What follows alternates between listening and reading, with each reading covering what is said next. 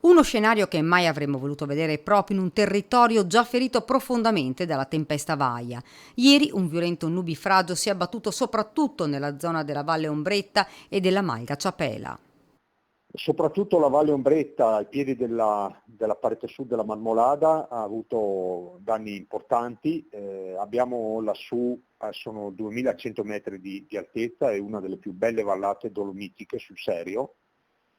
Abbiamo una malga con le mucche in alpeggio, quindi al pascolo, tutto inghiaiato.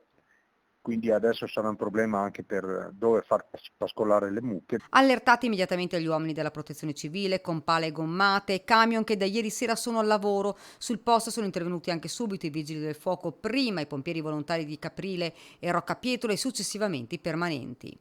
Con gli interventi siamo stati un'altra volta veloci, nel senso che siamo operativi, i servizi forestali avevano già lì nella zona dei mezzi per dei lavori che stavano facendo, lavori che tra l'altro per quanto riguarda la messa in sicurezza proprio della Malga Ombretta erano praticamente terminati, l'evento di ieri sera li ha mezzi distrutti un'altra volta.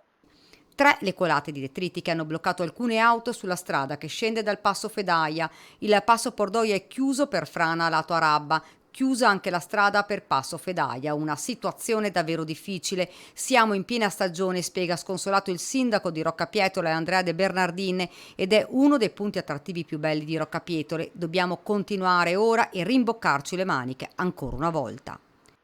Cercheremo di essere bravi ugualmente, di non farci prendere dallo sconforto, anche se, ripeto, in piena stagione, alle porte del Ferragosto, stavolta è diverso da Vaia, adesso è pieno di gente, gli alberghi sono fortunatamente abbastanza popolati di turisti. Ma disagio anche nel Feltrino, nella zona di Busche di Cesio Maggiore, dove i vigili del fuoco sono a lavoro per la messa in sicurezza di camini pericolanti, e a Colle Santa Lucia nell'Alto Agordino per materiale limaccioso sulla strada.